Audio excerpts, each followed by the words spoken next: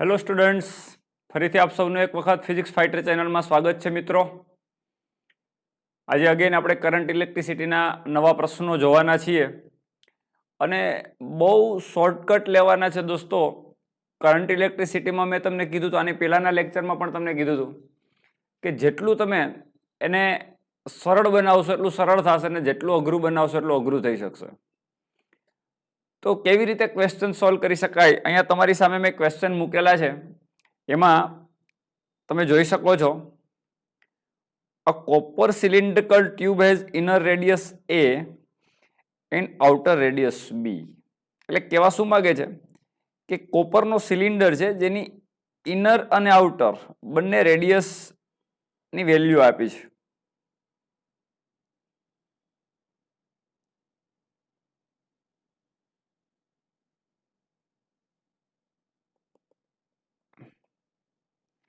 આ રીતે તમે બે રેડિયસ બનાવી શકો, ઇનર અને આઉટર. હવે આની જે અંદરની જે રેડિયસ છે એ a છે અને આઉટર રેડિયસ છે એ b છે. તો આ સિલિન્ડરના બે પોઈન્ટ એટલે કે ending point this and this, આ બંને વચ્ચે સમતુલ્ય રેઝિસ્ટન્સ કેટલો, આ તમને ફાઇન્ડ કરવાનું કીધું છે. અને અહીંયા તમને કીધું છે કે ધ રેઝિસ્ટિવિટી ઇઝ રો, એટલે અવરોધકતા રો છે.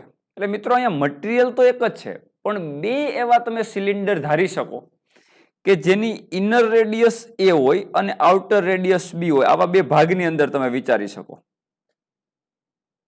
તો સમજો, મટીરિયલ અહીંયા છે આ ભાગમાં,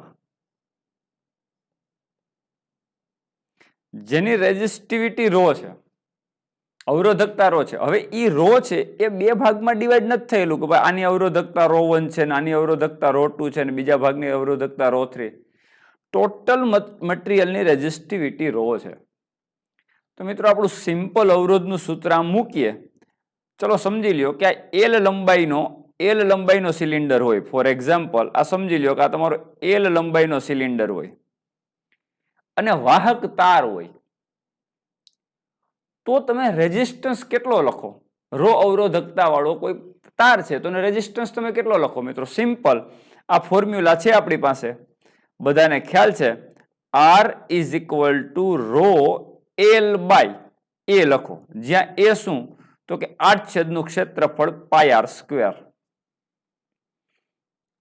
આ તમે સિમ્પલ ફોર્મ્યુલા મૂકો છો તો અહીંયા તમારે શોર્ટકટ લેવાનો છે. જો તમે અહીંયા બે સિલિન્ડરમાં એક ઇનર વાળો કોઈ ભાગ અને એક આઉટર વાળો ભાગ એ રીતે લ્યો અને આમાંથી કંઈક કરંટ ફ્લો થાય, આમાંથી કંઈક કરંટ ફ્લો થાય, તો ટોટલ કરંટ કેટલો ફ્લો થાય તો કે I total is equal to I1 plus I2. આ રીતે કેલ્ક્યુલેશન કરીને બંનેનો potential difference V by R is equal to V by R1 plus R2 આ રીતે ગણી શકો. પણ આવું કાંઈ કરવાની જરૂર નથી. આ કોઈ પ્રકારના કેલ્ક્યુલેશનની અંદર પડવાની જરૂર નથી. બહુ સિમ્પલ સમજવાનો પ્રયત્ન કરો કે નોર્મલ આપણે જે ઇક્વેશન લખીએ છીએ ને, આવું તમને ક્યારે એક્ઝામમાં પૂછે કે અંદરની રેડિયસ 4 સેન્ટીમીટર છે અને આઉટરની રેડિયસ 6 સેન્ટીમીટર છે, તો આ સિલિન્ડ્રિકલ વાળો ભાગ છે ને એન્ડિંગ પોઈન્ટ વચ્ચે રેઝિસ્ટન્સ કેટલો થાય, તો સિમ્પલ આ ફોર્મ્યુલા મૂકો. R is equal to rho L A, એની જગ્યાએ તમે શું લખશો? Pi R square. આનો સ્ક્વેર લખશો ને રેડિયસનો. તો અહીંયા રેડિયસ કેટલી છે? અહીંયા તમે રેડિયસ કેટલી લેશો? એ લેશો કે બી લેશો? મિત્રો ન તમે એ લઈ શકો ન તમે બી લઈ શકો. એટલે આ મેં તમને હમણાં કેલ્ક્યુલેશન કીધું એ પ્રમાણે કરવું પડે. કાંઈ કરવાની જરૂર નથી, આપણે મટીરિયલ વાળો ભાગ જ લેવાનો છે. એનો મતલબ શું? પાય R સ્ક્વેર અહીંયા લખવાનો છે ને, પણ R સ્ક્વેર નથી લખવાનો, ત્રિજ્યાનો વર્ગ નહીં. આઉટર રેડિયસમાંથી ઇનર રેડિયસ માઇનસ કરી દો. આ મોટામાંથી બી માંથી એ બાદ કરી દો એટલે આટલું મટીરિયલ આવી જાય. જેટલો મટીરિયલ વાળો ભાગ છે એ જ આપણે ત્રિજ્યા તરીકે કન્સિડર કરવાનો છે. એટલે આઉટર બી માંથી એ માઇનસ કરી દેવાનો. એટલે ફાઇનલી કેટલું થયું?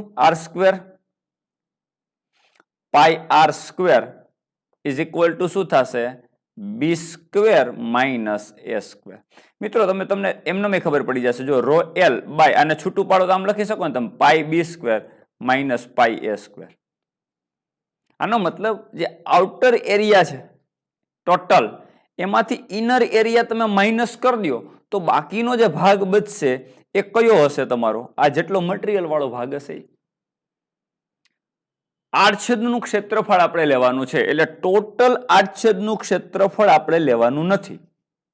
કયો એરિયા માઇનસ કરી દેવાનો છે? આ અંદરનો. તો આપણે શું કરશું? આખો એરિયા જે હશે એમાંથી અંદરનો એરિયા માઇનસ કરી દેશું. એટલે શું થશે? પાઈ બી સ્ક્વેર, આઉટર રેડિયસ વાળું જે ક્ષેત્રફળ છે એટલે પાઈ બી સ્ક્વેર, એમાંથી પાઈ એ સ્ક્વેર માઇનસ કરો એટલે તમારો ફાઇનલ આન્સર આવશે. જોજી આપણો ઓપ્શનમાં છે rho L by pi B square minus A square. આ તમારો answer C, rho L by pi into the bracket B square minus A square. Clear દોસ્તો? તો આ રીતે સિમ્પલ કેલ્ક્યુલેશન કરો, વધારે એની અંદર પડવાની જરૂર નથી. રાઈટ? Okay, next. હવે સમજો, આ એક એવો ક્વેશ્ચન છે કે જેની અંદર આવી એક રિંગ આપેલી છે, વાહક તારથી બનેલું વર્તુળ છે. મિત્રો આમાંથી આવી રીતે ક્વેશ્ચન પૂછ્યો છે કે એ અને બી પોઈન્ટ એ વ્યાસાંત બિંદુ છે. એટલે ઉપર અડધી રિંગ અને નીચે અડધી રિંગ છે. તો આ બે વચ્ચે સમતુલ્ય રેઝિસ્ટન્સ કેટલો? પેલા તો આ રીતનું છે. આ તમારો એ પોઈન્ટ, આ તમારો બી પોઈન્ટ, ઉપલો ભાગ અને નીચેનો ભાગ થઈને એક સર્કલ બને. એટલે આનું કંઈક રેઝિસ્ટન્સ હોય, આ તારનો કંઈક રેઝિસ્ટન્સ હોય. તો આ તમારો એ પોઈન્ટ ને આ તમારો બી પોઈન્ટ. આનો મતલબ ઉપલો રેઝિસ્ટન્સ અને નીચેનો રેઝિસ્ટન્સ એકબીજાને કેવા કહેવાય? સમાંતર. તમારે બીજું કંઈ કરવાનું નથી. આ રેઝિસ્ટન્સ R1 કહી દો, આ રેઝિસ્ટન્સ R2 કહી દો, બંને સમાંતર. તો R is equal to R1 plus R is equal to R1 R2 by R1 plus R2.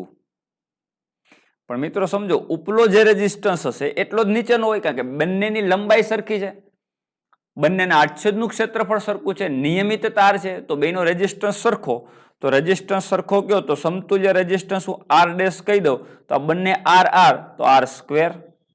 નીચે R પ્લસ R એટલે 2R, એટલે R square by 2R, R cancel એટલે R બાય 2. અને આપણને ખબર છે કે સમાન રેઝિસ્ટન્સ બે હોય અને સમતુલ્ય રીતે એનો રેઝિસ્ટન્સ શોધો, સમાંતરમાં જોડેલા હોય અને સમાન રેઝિસ્ટન્સ, તો એનો અવરોધ અડધો થઈ જાય, એક કરતા અડધો થઈ જાય, R બાય 2 થઈ જાય. તો તમારે કંઈ કરવાનું નથી. આ એક રેઝિસ્ટન્સ ઉપલી જે ચાપ છે અથવા તો આ જે ચાપ છે આનો રેઝિસ્ટન્સ શોધી લેવાનો. ધારો કે આનો રેઝિસ્ટન્સ R તમને કંઈક મળી ગયો, એનું અડધું કરી દો R બાય 2, એટલે તમારું ફાઇનલ એ પોઈન્ટ અને બી પોઈન્ટ વચ્ચે રેઝિસ્ટન્સ મળી જશે. ક્લિયર દોસ્તો? તો હવે આપણે ખાલી આપણો ગોલ એટલો જ છે કે આનો રેઝિસ્ટન્સ શોધવું, ઉપલી ચાપનો. આ ચાપ કેટલી લંબાઈની હોય દોસ્તો? આખી લંબાઈ હોય 2πr, એની અડધી લંબાઈ એટલે πr. આપણને ખબર છે આખો પરિઘ કેટલાનો વર્તુળનો? 2πr. ઈ જેની લંબાઈ છે તો અડધું કેટલું થાય? πr. તો મિત્રો આ ક્વેશ્ચન સમજો. શું કીધું? A wire of resistance 12 ohm per meter is bent to from complete circle of radius 10 centimeter. 10 સેન્ટીમીટરની radius છે એવો એક વાયરને બેન્ડ કરીને બનાવવાથી 10 સેન્ટીમીટરની રેડિયસ તૈયાર થાય છે. અને પર મીટર એટલે 1 મીટરનો અવરોધ છે 12 ઓહમ છે. તો આપણને તો ખબર નથી આ કેટલા મીટર છે ટોટલ. આપણને એટલી ખબર પડે કે ટોટલ લંબાઈ 2πr હોય, અડધી લંબાઈ πr હોય. તો આપણને ખબર પડે ચાપની લંબાઈ કેટલી થાય? πr એટલે કેટલું? પાઈ ઇન્ટુ 10 સેન્ટીમીટર. 10 સેન્ટીમીટર એટલે 0.1 મીટર. રાઈટ? તો 0.1 મીટર ઇન્ટુ પાઈ એટલે આ શું થયું તમારું? ઉપલી ચાપની, આ ઉપરની ચાપની લંબાઈ થઈ. હવે 1 મીટરનો અવરોધ 12 ઓહમ છે, આવું કીધું છે. રેઝિસ્ટન્સ 12 ઓહમ પર મીટર. તો πr મીટરની કેટલી થાય? તો ગુણ્યા 12, એટલે ઉપલી ચાપનો અવરોધ એને હું કહી દઉં R. ઉપરની ચાપનો અવરોધ એને કહી દઉં આર, તો કે 1 મીટરનો અવરોધ 12 ઓહમ, તો પાઈ ઇન્ટુ 0.1 નો કેટલો, એટલે પાયર નો કેટલો, તો પાયર ગુણ્યા 12. એટલે મિત્રો આ કેટલું થયું? 1.2 પાઈ ઓહમ આર થયો. મિત્રો અગેન તમને સમજાવું કે આખો રેઝિસ્ટન્સ તમારો 12 ઓહમનો નથી, 1 મીટરનો 12 ઓહમ છે. આપણને ચાપની લંબાઈ કેટલી મળી? પાયર. આર એટલે 10 સેન્ટીમીટર એટલે 0.1 મીટર. તો પાયર મીટરનો અવરોધ કેટલો? 1 મીટરનો 12 ઓહમ, તો પાયર મીટરનો કેટલો? સીધી ત્રિરાશી મૂકો એટલે બેનો ગુણાકાર કરો, 1.2 પાઈ થાય. મિત્રો હજી આનું શું કરવાનું છે? અડધું, કારણ કે આપણે એ પોઈન્ટ અને બી પોઈન્ટ વચ્ચે રેઝિસ્ટન્સ જોઈએ તો આ સૂત્ર પ્રમાણે બંને સમાંતર થાય. તો આનું અડધું કરો એટલે ફાઇનલ રેઝિસ્ટન્સ તમારો એ અને બી વચ્ચે R A B is equal to શું થશે? 1.2 પાઈ બાય 2 એટલે કે 0.6 પાઈ. આ તમારો ફાઇનલ રેઝિસ્ટન્સ થઈ ગયો. તો આ રીતના વર્તુળમાંથી પ્રશ્ન પૂછે કે ભાઈ એક વર્તુળ છે અને એના બે એન્ડિંગ વ્યાસાંત બિંદુ છે, આ પોઈન્ટ અને આ પોઈન્ટ, તો ઉપલી ચાપ અને નીચેની ચાપ હંમેશા સમાંતર થાય. સમાંતર R1 અને R2 નું સમતુલ્ય અવરોધ એટલે R1 R2 by R1 plus R2, પણ બેનો અવરોધ સમાન થાય એટલે અવરોધ થઈ જાય R/2, જ્યાં R છે એ શું હોય? એક અવરોધ હોય. એક અવરોધ એટલે એક ચાપનો અવરોધ.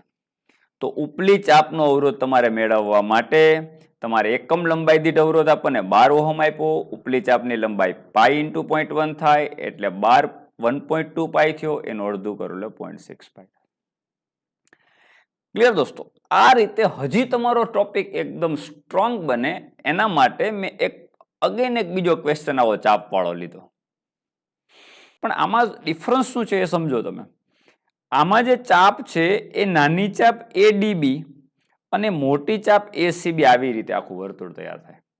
એટલે શું થયું કે તમે ઉપલી ચાપનો અવરોધ અને નીચેની ચાપનો અવરોધ સરખો ન લઈ શકો. અને એંગલ પણ અહીંયા તમને 45 ડિગ્રી આપ્યો છે. એંગલ એક્ઝામમાં કોઈ પણ આપી શકે, 30 ડિગ્રી આપી શકે, 40 ડિગ્રી આપી શકે, 45 ડિગ્રી આપી, ગમે આપી શકે. તો તમે તમારામાં ચિંતા કરવાની જરૂર નથી. કીધું જો તમે A and B are 2 points uniform ring, resistance 15 ohm, એટલે આખી રિંગનો રેઝિસ્ટન્સ 15 ઓહમ છે. ધારી લ્યો કે ચલો R છે. પેલા વેલ્યુ મૂકવાની ટ્રાય ના કરો, પેલા સમજો શું કહેવા માંગે છે. હવે AOB 45 ડિગ્રી તમને આપ્યું છે. The equivalent resistance between A and B, એટલે A અને B વચ્ચે સમતુલ્ય અવરોધ શોધો. મેથડ તો સેમ જ છે કે ઉપલી ચાપનો અવરોધ હું R1 કહી દઉં અને નીચેની ચાપનો અવરોધ હું R2 કહી દઉં, તો સમતુલ્ય અવરોધ R1 R2 by R1 plus R2 થાય A અને B ની વચ્ચે. R/2 નહીં થાય કારણ કે બેનો રેઝિસ્ટન્સ સરખો નથી. તો મારે ઉપરની ચાપનો અવરોધ મેળવવો એટલે પેલા તેની લંબાઈ મેળવવી પડે, અને નીચેની ચાપનો અવરોધ મેળવવો એટલે પેલા તેની લંબાઈ મેળવવી પડે. કારણ કે એકમ લંબાઈ દીઠ અવરોધ આપણને ખબર હોય તો આપણે કહી શકીએ કે આટલી લંબાઈનો અવરોધ કેટલો થાય. ચલો હું ધારી લઉં, હું એક ધારણા કરી લઉં. ચલો ટોટલ અવરોધ એમને એકમ લંબાઈ દીઠ અવરોધ મને ખબર છે. એકમ લંબાઈ દીઠ અવરોધ મને ખ્યાલ છે કેટલો, તો કે રો. અને કેટલો થાય? કુલ અવરોધ છેદમાં કુલ લંબાઈ. તો ટોટલ રેઝિસ્ટન્સ R છે અને કુલ લંબાઈ થાય 2 પાઈ R, જ્યાં R શું છે તો કે આ તમારી રેડિયસ છે.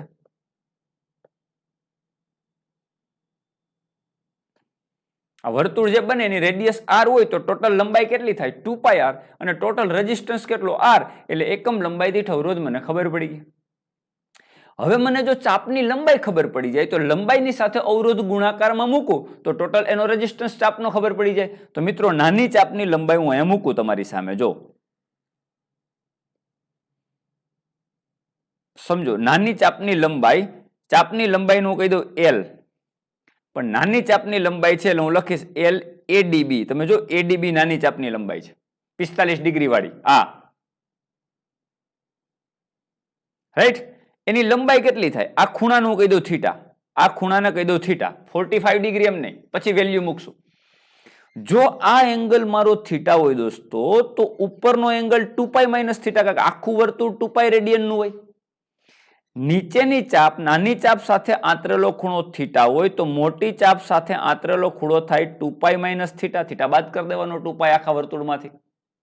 તો સમજો નાની ચાપની લંબાઈ કેટલી થાય તો કે નાની ચાપની લંબાઈ ચાપ બરાબર ચાપની લંબાઈ બરાબર ખૂણો ગુણ્યા ત્રિજ્યા, તો ખૂણો મારા માટે થીટા છે અને ત્રિજ્યા છે મારા માટે સ્મોલ આર. સેમ વસ્તુ મોટી ચાપની લંબાઈ હું કહી દઉં એસીબી, તો એ કેટલી થશે? ખૂણો કેટલો? 2π માઇનસ થીટા ઉપલો ખૂણો, અને ત્રિજ્યા કેટલી? Small r. આ નાની ચાપની લંબાઈ. તો બેનો અવરોધ હું લખી શકો. દાખલા તરીકે એકનો અવરોધ હું R1 કહું, નાની ચાપનો અવરોધ R1 કહું, તો અવરોધ હું એકમ લંબાઈ દીઠ અવરોધ ગુણ્યા એની લંબાઈ, તો આપણી પાસે એકમ લંબાઈ દીઠ અવરોધ અહીં રહ્યો અને એની લંબાઈ અહીંયા રહી, બેનો ગુણાકાર એટલે કેટલું થશે? એકમ લંબાઈ દીઠ અવરોધ તમારો થાય R/2π સ્મોલ r અને એને ગુણ્યા થીટા r.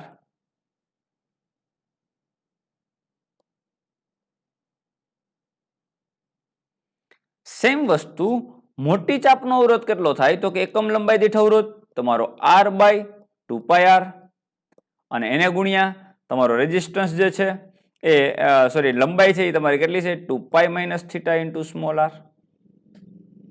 હવે આ સૂત્રમાં તમે આ ઇક્વેશન મૂકી શકો ફાઇનલ. કમ્પ્લીટ અવરોધ એટલે સમતુલ્ય અવરોધ. સમતુલ્ય અવરોધ હું કહી દઉં R ડેશ. તો R ડેશ એટલે શું થાય? બંનેનો ગુણાકાર છેદમાં બંનેનો સરવાળો R1 R2 by R1 plus R2. તો બંનેનો ગુણાકાર મૂકું, વેલ્યુ મૂકું તો શું થશે? R/2πr into theta R into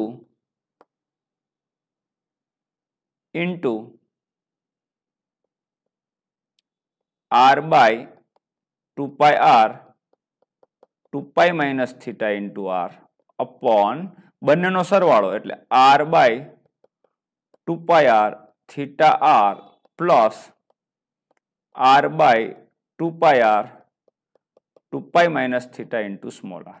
મિત્રો ઉડે એટલું આપણે કેન્સલ કરીએ. જો ઉડે એટલું ઉડાડી દઈએ આપણે.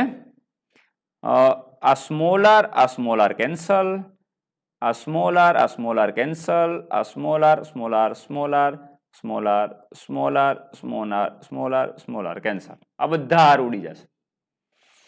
હવે તમે જો આ આર ઉડવાથી નીચે ઉપર શું બચશે? ઉપર શું બચશે? R/2π આનો સ્ક્વેર બે વખત છે. જો R/2π એનો સ્ક્વેર થશે ઇન્ટુ એક થીટા બચે અને બીજું બચે 2π માઇનસ થીટા. નીચે શું બચશે? તો કે R/2π into theta plus R/2π into 2π minus theta. Clear? હવે દોસ્તો આની અંદર તમે જો અહીંયા R/2π નો સ્ક્વેર છે અને અહીંયા R/2π ની વચ્ચે પ્લસ છે એટલે કોમન નીકળશે. બંને સ્ટેપમાંથી R/2π કોમન નીકળશે. એક R/2π ઉડી જશે, એક R/2π બચશે. એટલે મારે શું લખવાનું થાય? ઉપર ખાલી એક R/2π બચ્યું, બીજું શું બચ્યું? થીટા બચ્યું, અને બીજું શું બચ્યું? 2π માઇનસ થીટા બચ્યું. છેદમાં શું બચ્યું? તો કે R/2π બે સ્ટેપમાંથી જતા રહ્યા, તો છેદમાં બચ્યું થીટા અને પ્લસ 2π માઇનસ થીટા. આટલું બચ્યું. મિત્રો તો ફાઇનલી હવે આપણો આન્સર તરફ જ છીએ આપણે. અહીંયા થીટા પ્લસ ને થીટા માઇનસ કેન્સલ થઈ જશે. જે 2π બચશે, આ 2π બચશે, આ 2π આરે ગુણાઈ જાય એટલે 4π સ્ક્વેર થઈ જાય. એટલે ફાઇનલ તમારો આન્સર આવી ગયો R theta 2π minus theta by 4π square. આ તમારો R ડેશ મળી ગયો. મિત્રો હવે સમજો, આ તમારો આન્સર આવી ગયો. આ ફોર્મ્યુલા જો તમે યાદ કરી લ્યો એક્ઝામમાં, તો બેસ્ટ. કોઈ કેલ્ક્યુલેશનની જરૂર નથી. તમને કોઈ પણ એંગલ આપ્યો હોય એક્ઝામમાં તો આ તમારા માટે શોર્ટકટ થઈ ગયો. કોઈ પણ એંગલ આપ્યો હોય તો તમે એ બંને પોઈન્ટ વચ્ચે સમતુલ્ય રેઝિસ્ટન્સ મેળવવા માટે આ થીટા તમારા માટે જે ચાપ સાથે બનેલો ખૂણો છે એ થીટા, અને બાકીની બધી વેલ્યુ આર છે, ટોટલ રેઝિસ્ટન્સ છે. કિંમત મૂકી દો. તમારે આપણી રકમ જો ટોટલ રેઝિસ્ટન્સ 15 ઓહમ છે ને ખૂણો છે 45 ડિગ્રી. આ થીટા છે આપણો 45 ડિગ્રી, રાઈટ? મૂકી દો જો કિંમત. ફાઇનલ આન્સર આવી જાય કે નહીં આપણે ચેક કરી. R dash. ચલો, ટોટલ રેઝિસ્ટન્સ કેપિટલ આર એટલે 15 ઓહમ, થીટા 45 ડિગ્રી એટલે π/4 રેડિયન, 2π માઇનસ થીટા એટલે π/4 રેડિયન બાય 4 પાઈ સ્ક્વેર. મિત્રો આ થઈ ગયું ઉપર 15 પાઈ ના છેદમાં 4. આનું કેલ્ક્યુલેશન કરીએ આપણે આ સ્ટેપનું, તો 4 into 2 પાઈ એટલે 8 પાઈ માઇનસ પાઈ એટલે 7 પાઈ બાય 4, એટલે હું લખી નાખું 7 pi by 4 upon 4 pi square. મિત્રો તમે જોઈ શકો છો શું ઉડી જાય છે. જો અહીંયા પાઈ સ્ક્વેર કેન્સલ, પાઈ ઇન્ટુ પાઈ સ્ક્વેર ઉડી જશે. અહીંયા ઉપર જે બચશે એ શું બચશે? ઉપર બચશે એ 15 ગુણ્યા 7, 15 7 105, અને નીચે શું બચશે? 4 ગુણ્યા 4 એટલે ચોકે ચોકે 16, અને આ 4 પણ છે, 16 ચોક 64, એટલે 105 ના છેદમાં 64. 64 નું ડબલ કરશો તો લગભગ 105 થી વધી જાય, એટલે 64 1 64 એટલે 1 પોઈન્ટ સમથિંગ તમારો આન્સર છે, 1.64 કેવું કંઈક. આ આન્સર તમારો ફાઇનલ થયો 1.64. 105 ના છેદમાં 64 કરશો એટલે 1.64 તમારો આન્સર આવશે. તો એ અને બી ની વચ્ચે રેઝિસ્ટન્સ કેટલો થશે દોસ્તો? 1.64 ઓહમ. ક્લિયર મિત્રો? તો આ રીતના તમને ક્વેશ્ચન પૂછાય તો તમે આ રીતે સોલ્વ કરી શકો. નેક્સ્ટ ક્વેશ્ચન જે છે એ તમારો આવો છે. આવી સર્કિટ આપેલી છે. હવે આ પોઈન્ટનું પોટેન્શિયલ V1 છે, લખતા જ જઈએ. ચલો, આનું પોટેન્શિયલ V1 છે.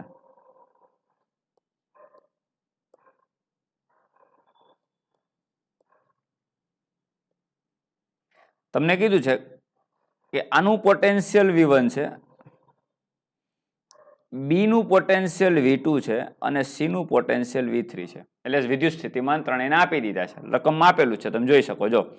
A circuit, a section ABC shown in the figure, if the potential of the ABC is V1, V2 and V3 respectively, the potential 8 point O, એટલે કે O પોઈન્ટ નું પોટેન્શિયલ કેટલું થાય? આ બિંદુનું પોટેન્શિયલ પણ ચલો હું ધારી લઉં, કેટલું છે મેળવવાનું કીધું, આનું ધારી લો VO. ગમે એ ધારી શકાય, V ધારી શકાય, VO ગમે એ ધારી. તો તમને આ પોટેન્શિયલ મેળવવાનું કીધું. મિત્રો મેં તમને આની પહેલા પણ સમજાવ્યું હતું કે કિર્ચોફનો નિયમ લગાવો અથવા તો જંકશન આગળ નોડ એનાલિસિસ લગાવો એટલે વાત પૂરી. જંકશન આગળ ભેગા મળતા બધા જ વિદ્યુત પ્રવાહોનો બેઝિક સરવાળો શૂન્ય થાય. મિત્રો અહીંયા તમારો કરંટ ધારો કે અહીંથી આમ આવે છે, તો આ બંને બ્રાન્ચમાંથી બહાર નીકળી જતો હોય, એટલે એનો મતલબ થાય કે ટોટલ કરંટ જે અહીંથી I આવતો હોય તો I1 પ્લસ I2 થતો હોય. એટલે તમે ધારી લ્યો કે આ જંકશન પાસે બધો કરંટ આમ બહાર નીકળે, બધો જ કરંટ આમ બહાર નીકળે. તો આ બધાનો સરવાળો કરો તો ટોટલ કેટલો થઈ જાય? શૂન્ય થઈ જાય. જો બધો જ પ્રવાહ તમે અંદર ધારણા કરો તો પણ એનો બેઝિક સરવાળો તો શૂન્ય જ થાય. I1 plus I2 plus I3 is equal two 0 થાય. નોડ એનાલિસિસમાં મેં તમને કીધું હતું કાં તો બધા જ બહાર તરફ કરંટ ધારી લ્યો અને કાં તો અંદર તરફ. મિત્રો મારો નોડ એનાલિસિસ વાળો લેક્ચર ના જોયો તો પેલો થિયોરિટિકલ લેક્ચર જોઈ લ્યો, તમને બહુ મજા આવશે અને ઝડપથી પ્રશ્ન સોલ્વ થશે. આ બહુ જ સિમ્પલ ક્વેશ્ચન છે. મિત્રો હું ત્રણેય કરંટનો સરવાળો 0 લખી નાખું, બહાર નીકળે અહીં નોડ એનાલિસિસ વાપરું. ચલો, VO minus V3 by R એટલે current, VO minus V1 by R1 એટલે ઈ બ્રાન્ચનો કરંટ, અને VO minus V2 by R2 એટલે ઈ બ્રાન્ચનો કરંટ, અને ત્રણેયનો સરવાળો 0. તો મિત્રો સમજો, અહીં હું લખું છું તમારી સામે, જંકશનનું પોટેન્શિયલ VO, ઉપરની જે બ્રાન્ચ છે VO માઇનસ V1 એટલે R1 વાળી બ્રાન્ચ છે, એનું પોટેન્શિયલ ડિફરન્સ થઈ ગયો VO માઇનસ V1 ને રેઝિસ્ટન્સ થઈ ગયો R1, આ થઈ ગયો કરંટ, પ્લસ ડાબી બાજુની તમારી જે બ્રાન્ચ છે આ બ્રાન્ચ, એનું પોટેન્શિયલ ડિફરન્સ કેટલું? VO minus V2 by R, એટલે આ કેટલું થયું? VO minus V2 by R2. અને ત્રીજી બ્રાન્ચ બચી એમાં VO minus V3 by R3, આ ત્રણેયનો સરવાળો 0 હોય. મિત્રો આ તમારા 3 સ્ટેપમાં જાજો. VO by R1, VO by R2, VO by R3. આમાંથી VO કોમન કાઢો એટલે શું થાય? વીઓ કોમન કાઢ લઉં તો શું થાય? 1/r1 plus 1/r2 plus 1/r3 plus હવે બીજી ત્રણ બીજા સ્ટેપ v1/r1 v2/r2 ને v3/r3 પણ વચ્ચે માઇનસ છે એટલે આપણે minus common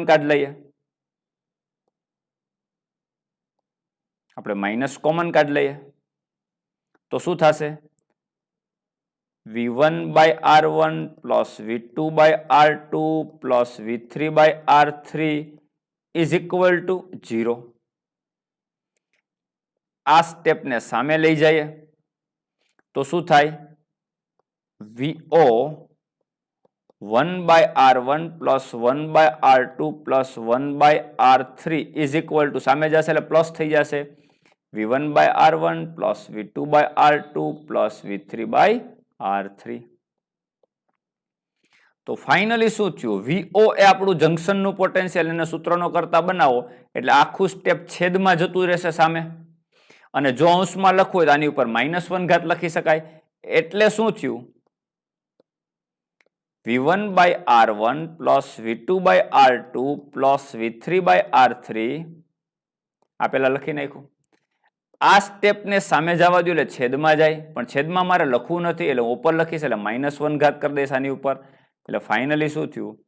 1/r1 plus 1/r2 plus 1/r3 rays two -1. મિત્રો હવે આપણે આન્સર જોઈએ. આવું કઈ આન્સર છે? v1/r1 plus v2/r2 plus v3/r3. હા, આવું ક્યાંક છે તો ખરા? અહીં રહ્યું. અને 1/r1 plus 1/r2 plus 1/r3 ની રેઝ ટુ -1 આવું પણ ક્યાંક છે, અહીં રહ્યું. એટલે આ તમારો સાચો આન્સર થઈ જશે બી. તો આવી સર્કિટ આવે, આવા ક્વેશ્ચન આવે તો જરાય મૂંઝાવાની જરૂર નથી દોસ્તો. જેટલી પ્રેક્ટિસ કરશો, જેટલા તમે થિયરીના લેક્ચર સારી રીતે ભરશો અને જેટલી એમસીક્યુની પ્રેક્ટિસ કરશો એટલું તમે સારું કરી શકશો. તો આજના લેક્ચરમાં અહીં સુધી રાખશું. નેક્સ્ટ લેક્ચરમાં ફરીથી નવા ક્વેશ્ચન સાથે તમારી સમક્ષ આવીશ. Have a good day.